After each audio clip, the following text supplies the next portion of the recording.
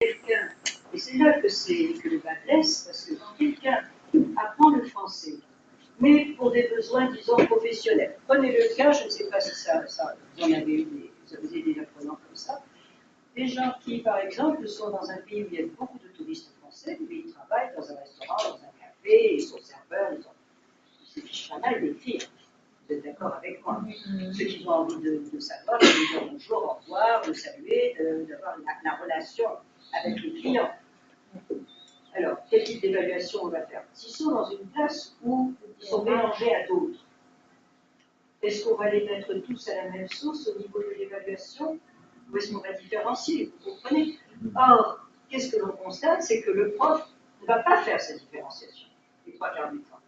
Il va mettre tout le monde à la même sauce. Et ça, c'est embêtant. Alors, il est évident que peut-être si c'est dans une structure scolaire, on a besoin d'une évaluation commune pour tous. Si c'est dans une institution extrascolaire, on peut différencier. Mais pour ma part, je pense que même dans une situation scolaire, on peut peut-être s'intéresser un peu à son public et dire, en fait, tu es là. Est-ce que c'est ton père qui t'a obligé? Est-ce que c'est toi qui as choisi? Si c'est toi qui as choisi, qu'est-ce que tu penses faire plus tard? À quoi est-ce que tu penses que le français peut te servir? Et quand on va l'évaluer, lui dire, tu veux parler, mais ton oral, il est lamentable. Hein? Par contre, tu écris très bien. Donc, vous voyez, pour l'inverse, essayez de remettre les choses en place.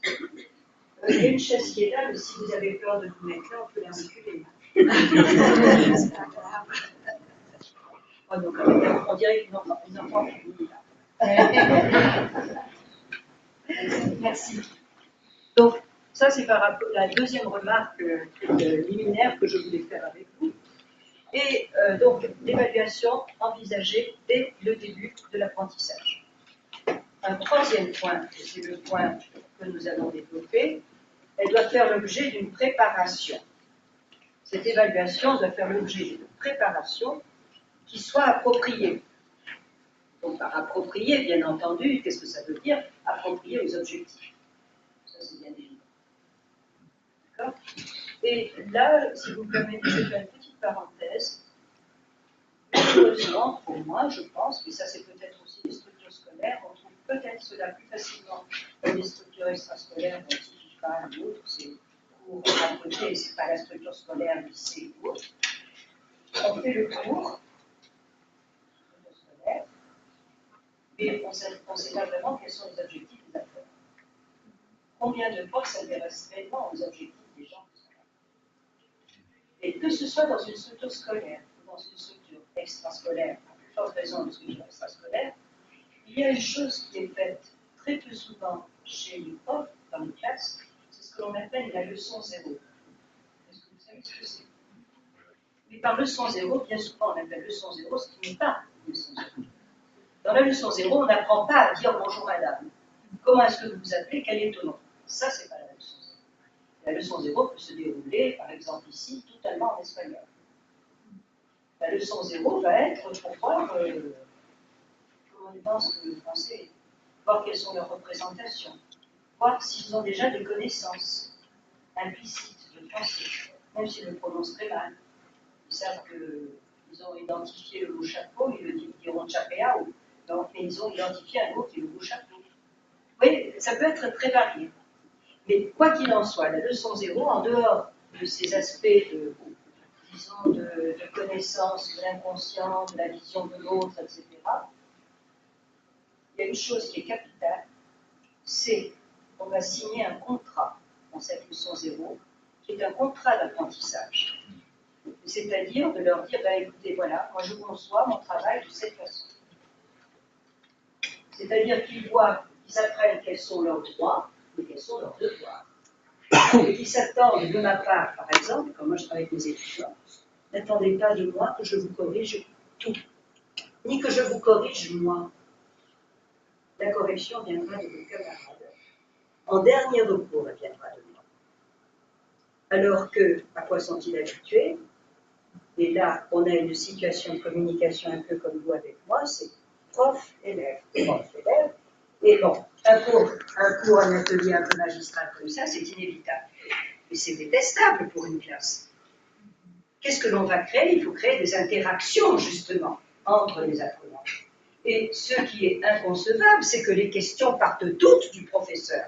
Donc on fera des activités sur les questions aussi. Comme ça, vous allez voir, une activité. Il faut leur apprendre à se communiquer entre eux. Il faut leur apprendre à se corriger entre eux. Il faut leur apprendre à s'évaluer entre eux. Parce que c'est par l'intercorrection et l'interévaluation que l'on passe à l'autocorrection et l'auto-évaluation. C'est clair? Ça, c'est la leçon 0. C'est indispensable. Bien sûr, vous allez faire l'espagnol. Hein, c'est tout. D'accord? Donc ça, c'est le fait de la préparation appropriée. Un examen, une épreuve également par ailleurs. Vous faites une très mauvaise préparation de vos apprenants, quelle que soit l'évaluation, en encourageant le bachotage. Alors, un de nos collègues à l'atelier de ce matin me disait, mais le bachotage fait partie de la culture mexicaine, scolaire. Bachotage est clair pour tout le monde? Non. Le mot bachotage vient du mot bachot. Fin du siècle, du 19e siècle, début du 20e siècle, on n'appelait pas le baccalauréat, on ne disait pas le bac, on disait le bachot. Et on disait, et de là est venu le verbe bachoter. C'est-à-dire apprendre à mémoriser stupidement comme un perroquet en vue de l'examen, et puis faire X exercices, et puis le lendemain de l'examen, on a tout oublié. Vous êtes d'accord?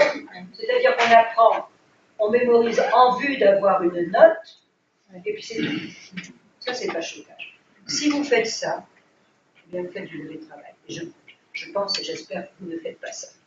J'espère très fortement. Dans les préparations préparer les étudiants aux examens du texte, même le prof, il faut du bachotage. Oui, alors, je vais vous révéler quelque chose qui n'est pas un secret pour certaines personnes qui sont dans ces séances d'essai. Je suis une des personnes qui ont contribué à la naissance du Belge. Donc, j'ai participé à la naissance du Belge. Donc ça, vous allez vous dire quel âge j'ai. En plus, je peux vous le dire, j'ai très bientôt 7 dizaines d'années. Très bientôt. Mais bon, ça n'a pas d'importance. Je suis censée être en retraite. J'ai une retraite des plus actives, je suis très contente de ça. Donc, je peux encore partager avec quelqu'un ce que j'ai pu accumuler comme expérience pendant ma vie professionnelle, c'est parfait. Donc, je vous fais part de cela. Vous acceptez, vous êtes d'accord avec moi ou pas, vous avez tout le droit de ne pas être d'accord avec moi, mais c'est de là que c'est sur ça qu'on va parler. Le bachotage est très mauvais. Pourquoi?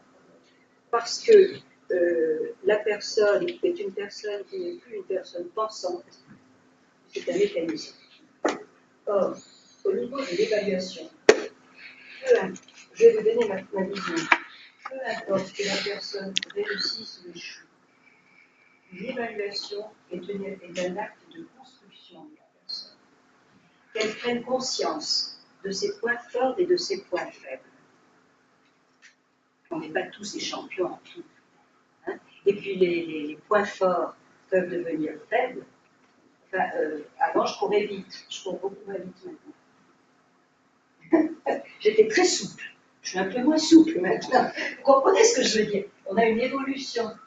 Il faut apprendre le fait que l'on évolue. On peut évoluer sous un espace de 2 mois, d'1 mois, 12 semaines. Changer d'opinion. Tu as échoué. Bon, tu as échoué. Tu ne vas pas en faire un drame. Pourquoi tu as échoué? C'est ça qui est intéressant. Pourquoi tu as échoué? Vous êtes d'accord? Donc, que ce soit quelque chose, un acte de construction de la personne. Pas de bachotage, donc, mais on va baser la préparation de nos apprenants sur l'acquisition de savoir. Bachotage, parce qu'on bachote des savoirs. Oui, mais bachoter des savoirs, c'est une catastrophe aussi, parce que quand on apprend par cœur un savoir, on se plante très souvent. Vous savez, c'est comme les guides dans les musées qui apprennent par cœur un discours. Puis il y a quelqu'un. Moi, je me suis amusée à ça étant étudiante, parce que je suis. Bon, peu importe. Le guide qui a appris par cœur, et puis il me dit, pardon monsieur, en plein discours, vous pourriez me dire, comme il a appris par cœur, il a tout oublié, il vous jette un regard noir, parce qu'il est obligé de tout reprendre. Parce qu'il a appris par cœur, et après, il y a quelque chose qui le déconcentre, c'est fini. Donc ça, c'est pas à faire. Donc, acquisition de savoir d'une façon naturelle. Savoir-faire, savoir-être. On peut avoir des savoirs, mais si on n'a pas de savoir-faire et de savoir-être, eh bien, c'est fichu. Si je vous dis que le meilleur professeur qui m'a été donné de voir, c'était au Moyen-Orient il y a très longtemps, c'était un monsieur qui travaillait. À la fin de l'observation, j'étais accompagnée par l'inspecteur de français, et j'avais assisté à un cours, et en résumé, que se passe-t-il? Il me dit, c'était pas bon, hein, comme prof. Oui, il parlait très mal de français. Ce monsieur qui était prof de français, il était peut-être 2 leçons au niveau français, 2-3 leçons au-dessus de ses élèves. Leçon sur l'acquisition des pronoms possessifs, des adjectifs possessifs. Il disait, c'est un livre, c'est un livre. Et il y avait un gamin qui disait, monsieur, monsieur, monsieur, tel ton. Et il avait, tu as raison, c'est ton. J'ai rarement vu chez quelqu'un l'instinct pédagogique développé de cette façon. C'était un pédagogue jusqu'au bout des doigts. Là, il avait des problèmes en français. Alors lorsque l'inspecteur m'a demandé ça, je dis, oh, celui-là, vous le gardez précieusement. Et vous l'envoyez en France, apprendre le français. Et c'est vrai, et c'est très rare de voir quelqu'un comme ceci. Quelqu'un qui ne prend pas la grosse tête et qui se remet en question. Un prof qui accepte devant ses élèves de dire, je me suis trompé.